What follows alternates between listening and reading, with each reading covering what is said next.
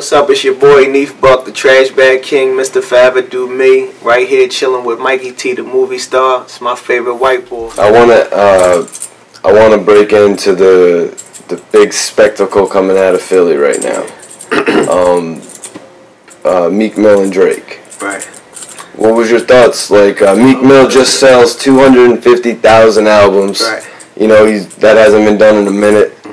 And then the next thing is he comes at Drake for not supporting his album. Like, what were you thinking about that? At the end of the day, man, a man gonna feel how he feel. I don't really like to vent or like to see other people vent on social network. It's a gift and a curse, that's social media, you know what I'm saying? You know, it can, you know, it can benefit sometime and it can take away from you. You know what I'm saying? But some people, that's all they know. Some people grew up in this internet world where they like go to the internet for everything. You know what I mean? So I don't think it was you know, good thing to do. But you know, a man has the right to feel how he feel. And I know for sure it just wasn't, you know, a lot of people think it's just about tweeting the album or something like that. It's building up stuff, you know what I mean? But I think, to me, I think, and this is not no like shot to nobody like directly or whatever, I'm just speaking in general, I think the era I came up in was like, is competitive. You know what I'm saying? Like nowadays, every artist wants to be cool with each other and call each other and text each other and do a million songs together. So sometimes you set yourself up for failure. And like, I'm doing stuff for you. You supposed to do stuff for me. You know what I'm saying? Vice versa. If I do a verse for you, then you supposed to do a verse for me. Sometimes it don't work like that. You know what I'm saying? Like a lot of people not solid. A lot of people not a man of their word. You feel what I'm saying? Just speaking in general in this game. So sometimes you set yourself up for failure or to be disappointed or to be mad at another nigga. But when it's like because of course like I watched the best that ever do it. I watched Jay. You think Jay ain't never like been like a nigga like, alright, you see the shit that happened with like him and Irv Gotti. Like I watched Irv Gotti damn near engineer Super Ugly that was about Nas. Pick the beats out, you know what I'm saying? Like was in there like, you know, with the pom poms, you know what I'm saying? Like hyping Jay to do whatever he was doing, you know what I mean? And a couple weeks later he tried to sign Nas. But Jay ain't gonna tweet it out or put it out public. I don't mess with her. I got it nut. You know what I'm saying? You just know what it is at the end of the day. Like these guys ain't grow up with you from day one. These guys don't owe you no loyalty at the end of the day. So you know you gotta treat certain motherfuckers like business. It's just business. We just if a lot of motherfuckers that you know through rap, it's just how the relationship gonna be. If you know a motherfucker through music, then sometimes you know you gotta expect certain things or you can't be like disappointed in them. It is what it is. So that's why I think, you know, these new rappers go wrong at just, you know, holding motherfuckers up to like higher standards than they really are. You know what I'm saying? At the end of the day, just because you're a good rapper or make good music and you popping right now, that don't mean you're a solid nigga, solid individual. You know what I'm saying? And Neef, you actually worked with Meek earlier in his career. I think I seen a video where you and Chris brought him out to South Beach. Yeah. We was all out. We was all out on South Beach, and we just said we was gonna do the video. I flew some guys out there. We did me and Chris did a big mixtape with Don Cannon. It was called Back to Business, and we had a record on there called What We Doing, and we brung Meek to the studio in Philly and let him jump on a hook and did the hook. It was a good record, you know what I'm saying? And we all went to Miami for Alonzo Mourning weekend when they were still having that in Miami, so the whole Philly was out there. And we was like, we gonna knock the video out and just have some fun, man. You know, we go back, we got history. It's like funny, like we got a lot of history together, and like a lot of people don't know, like we introduced him to Wale like years before Maybach started. You know what I'm saying? So like we used to go up. Shout out to Wale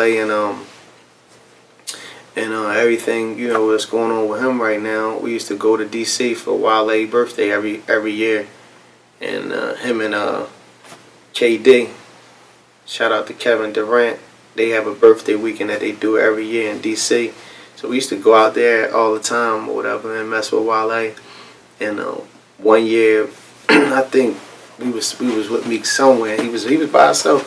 He was like, you know, we was telling him what we wanted to do, where we was about to go, and he was like, I'll ride up there with y'all.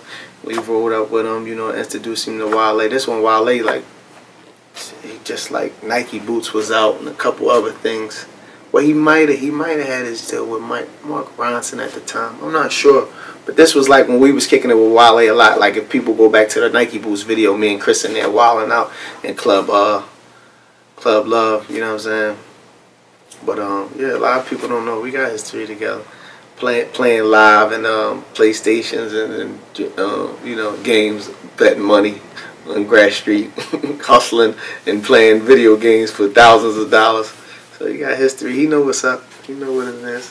What made you guys want to extend your, you know, hand to Meek back in the day? Was it his talent? Yeah, his talent. Then we got a lot of mutual homies. We all from North Philly. We all from Philly at the end of the day. It's small, you know what I'm saying? And at the end of the day, with us, man. And if you hot, you know, we gonna embrace you at the end of the day. It felt like Day One could have been on Tough Love album when we lost our homie Larry Anderson. Rest in peace, LA. He wasn't you know, the average Joe or whatever, so we keep his name still alive to this day. Tough Love came out 2004. It's 2015. I'm still making records about him, letting his name live on. You know, I met him through school, and then, you know, I introduced him and Chris and everybody else from my neighborhood later or whatever. But you know, I was like the first one from my neighborhood going down 15th and York and hanging with him and, you know, doing things and hanging out at Aunt Peach's crib and stuff like that. Like, people from Tough Love and our music from then to now, they feel like they, you know, we brought them into our world, so they feel like they're a part of our, you know, legacy, our movement, the things that we talk about. You know, we got them to know us. You know what I'm saying? So, who was he actually to the clique? He was just a soldier. He's a Day One homie. He's a soldier. He ain't do no music or nothing like that. He's a soldier. And it's funny that like this how important he is. Like I could tell you a story about my homie LA. The first time I heard the record Tough Love, when Chris talking to me, you know that record, Mikey? Tough Love? Yeah. Tough Love is you know, when Chris talked to me, and he had, you know, that record, man, is like none of it is like none before it, none to come. When two artists, a group, you know, venting to each other on the record. Chris didn't even want to let me hear the record. The record probably would have never been on the album. The album probably would have never been Tough Love. None of that. LA took it and, you know, let me hear it. Like, yo, Neef, you know what I mean? I want you to you know, hear this or whatever, and I want you to, you know, rap on it or whatever. Like, give your opinion on how you feel about the whole situation and stuff like that. And I remember like it was yesterday. We was doing like a big N1 concert.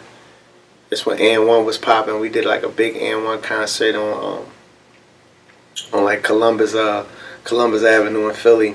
And he pulled me to the side and took me in the car and let me hear the joint. That was my first time. Man, I probably would have never heard it, you know what I mean? Because Chris had the record or whatever, but he couldn't really, you know, tell me that. It was just a little different. Like how me and Chris come up, it's a little, like he wouldn't really want to, you know, say stuff like that to me. You know what I mean? That's why he put it in the music or whatever, but he still ain't really want to let me hear it.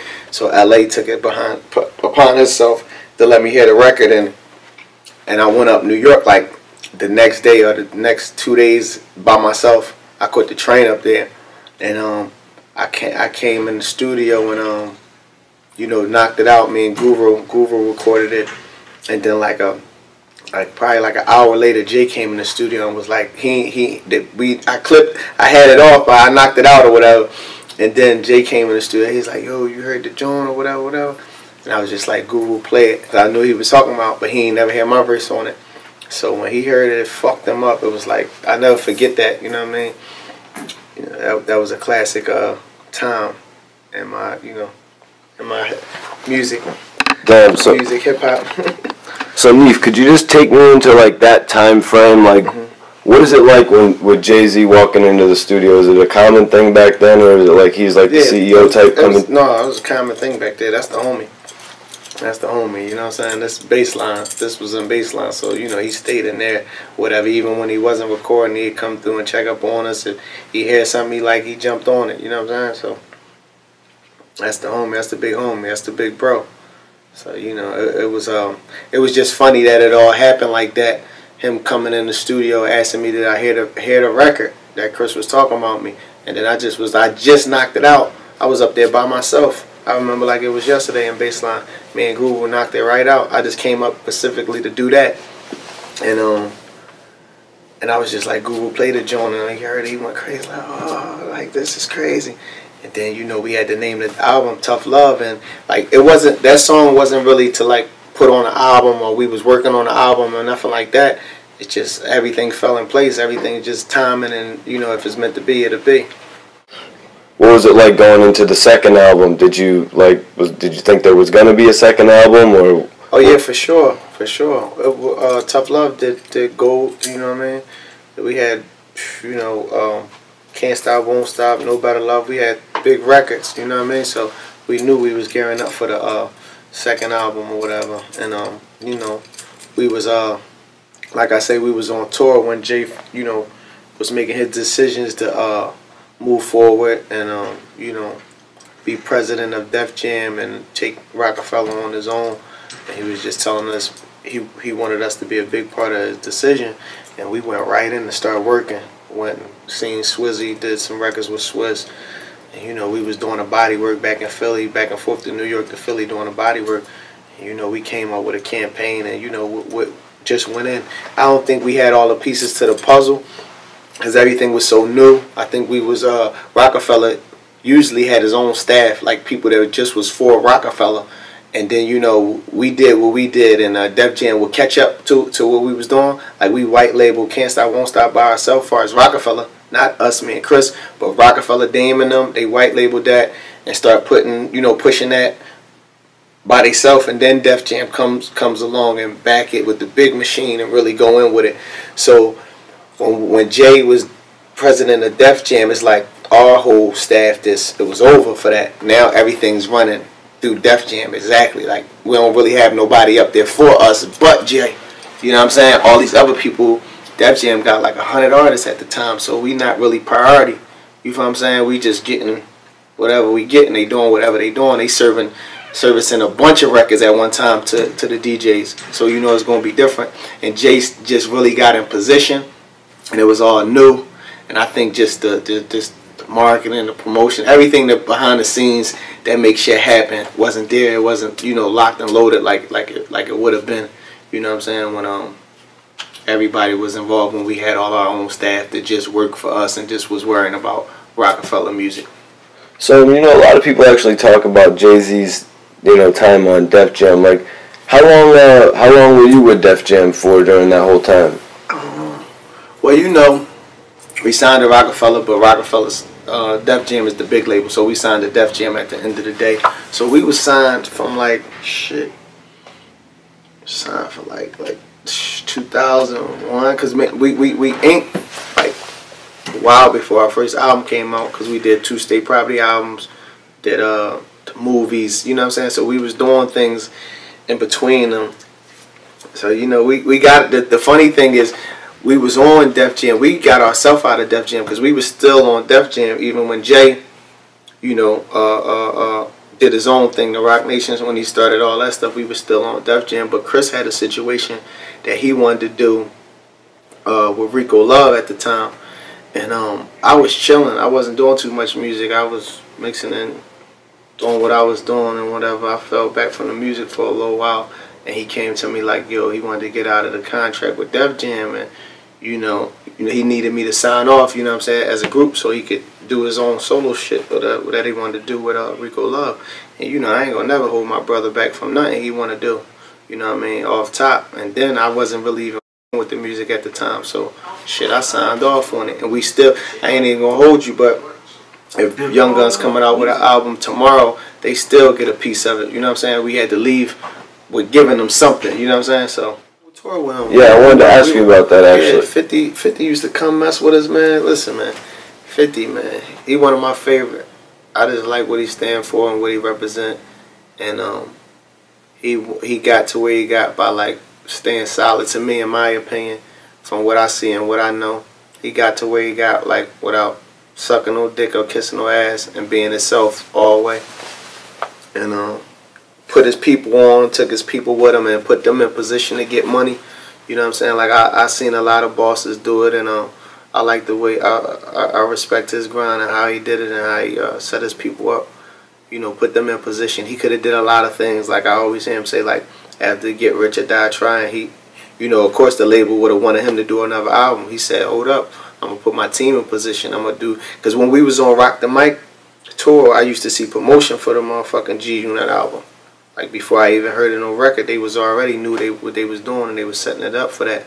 But a lot of other motherfuckers would have went and did them again, you know what I'm saying? They would have followed right up after selling 10 million records.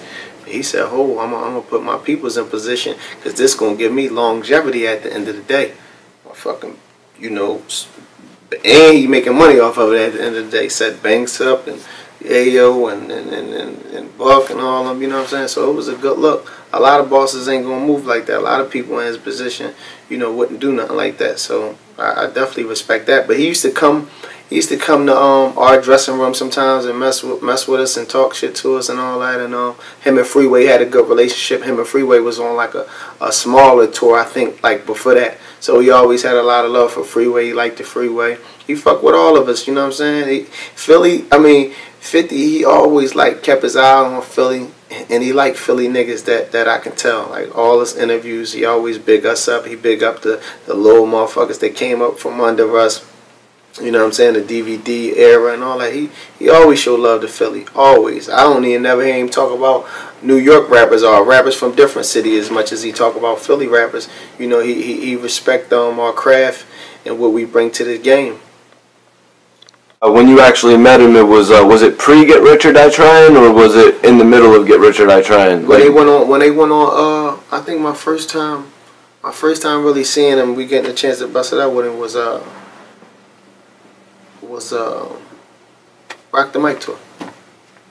And I think that must have been right before the G Unit album, like you were saying. It was like 2003, you think? I think 2003. Yep, it must have been right after his album. Remember him and Jay did the Reebok shit. They both had to deal with Reebok, and that shit was just dope, man. It was a great thing to do, man. Like the nigga, you know, for him to sell 10 million records, I don't even think Jay dropped the album that year, and he was going on before Jay. And like he used to come back there and tell us, like, at the end of the day, he wanted to be a part of something that's hot. At the end of the day, something that was, you know, fire, and something that was going to remember, and it was going, you know, make a mark in hip hop. You before you actually got back with the team and started doing a number of shows and dates and shit. So how's it having everybody back together? It's love, man. I feel like you know, back in the days, it feel like 2003, 2002, you know, 2004, man. It just felt good to have all my brothers on stage together. We got so many records that the people love together, and you know, it just strength is in the numbers, man. You know. And we could have been getting a bunch of money together and going on a road and, you know, giving the people what they want. We're gonna do some new music hopefully soon, and, you know, do some films. We're gonna do everything we was doing on steroids. But it's just going to the markets that people, you know, they love us and they've been fucking with us since day one, and they've been wanting us to come to their city for years. Like we just did New Orleans. Oh, New Orleans was crazy. Every chick, every nigga in the building singing word for word, every song going crazy. They still talking about it to this day. I got homies out there, I got chicks out there that I fuck with. They saying it's the best show they seen in years out there. You know what I'm saying? It was crazy. So, you know, just getting that love back, man. You know what I mean? Because people, you know, they still support us to this day. You know what I mean? Even though everything we put out ain't on the mainstream, it ain't backed by big machine or whatever. It's just like if they're your fans and they believe you, man, they're gonna rock with you no matter what, your ups and your downs. You know what I'm saying? Good music is good music at the end of the day. So, you know, it just feel good to have all my brothers on stage together, and you know, we doing them hit records and feeding off of one another, and just still sharp and still, man. It's a beautiful thing to see everybody. Oskino out of jail, Beans out of jail. He getting back healthy 100%. And, you know, just banging out, having a good time. Neef, I was asking you, what's the process got to be like for you guys to all come back together and put together an album? Because there's a lot of you. Yeah, it's like, it might start off with people bringing to the table. Everybody, you know, Chris do music by himself. We do music together. I do music by myself. Everybody's like got these solo things going on. So at the end of the day, we bring to the table what we all been working on. We might have some beats. We might have some shit that's halfway done. We might have some hooks. So we bring together what we got. And, you know, we pick what we want. We come up with shit together. It's just like gumbo. We mix everything and see what we got, see what's going to make it, see what's hot. Free might have something crazy with a hook on it. They got somebody else on it. We might say, come on, you know, get on this. Such and such may sound good on this. And we just put all the pieces to the puzzle and make it happen. So, yo, Neef, I actually seen that you were running, you ran into ARAB recently. Yeah, I ran into ARAB. He had a, it was funny, he was, having something at like one of my neighborhood bars, and we just stopped in there to play pool and just hang out, me and Chris. And the shit had just dropped. What was it? I think the record had just dropped, the Drake back to back, and you know, all the speculation was going on, and we seeing all the tweets and we seeing all the Instagram posts. So it was just crazy in Philly at the time. And you know, we just have, I ain't seen him in a while. Just happened to run into him or whatever, and somebody that's affiliated with me and affiliated with Meek and them, they must have put up something. So when he seen me, he came and hollered at me about the situation or whatever. And you know, we was just busted up about just everything that been going on and stuff like that. And me and Ab got a relationship. We go back or whatever, like we really did. We got a hit before we did any records together. We got one record together with my man Ready Rock called Moving Weak, and you know, it's a street banger in Philly or whatever. The video out is crazy, but we had history in the streets. You know what I'm saying? Before I was always doing music. I don't even know if he was doing music at the time. He was doing a little bit of music, but he wasn't like buzzing and stuff like that, right? Like he is right now. So, you know, we go back somewhere else. You know what I'm saying? It's beyond the music. We really did things in the streets. So, you know, and shout out to everything they doing or whatever. I just hope it don't get out of hand. You know what I'm saying? I know a lot of people in that camp, and I know a lot of people in his camp. You know what I'm saying? At the end Can of the it day, get out of hand? Yeah, because it's at the end of the day, a lot of people deal with pride. You know what I'm saying? And like, you know, sometimes you can't control the foot soldiers. So it might not be the bosses of the crew or the leaders of the crew. Sometimes it might be the foot soldiers.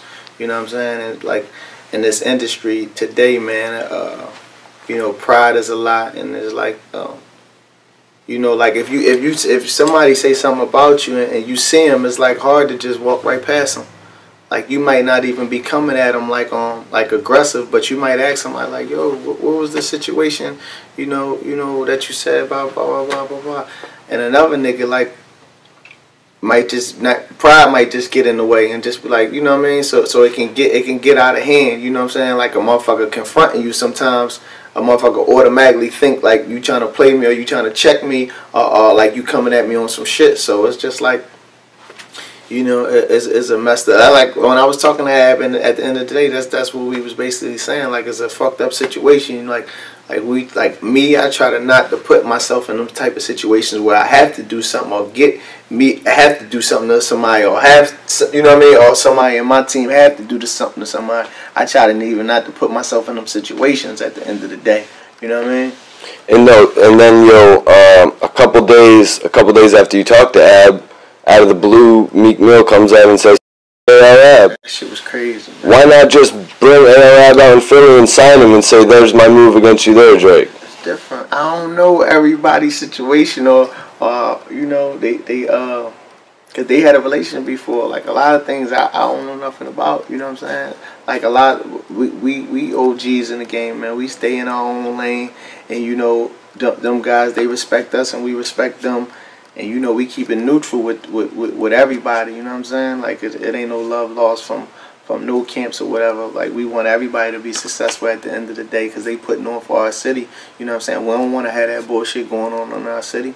We got enough killings and unnecessary violence and murders and all the bullshit going on. So, you know, we don't need that. Nothing to stem from rap and making us, you know, look bad in the game. Like the motherfuckers ain't going to want to deal with us because we on some bullshit.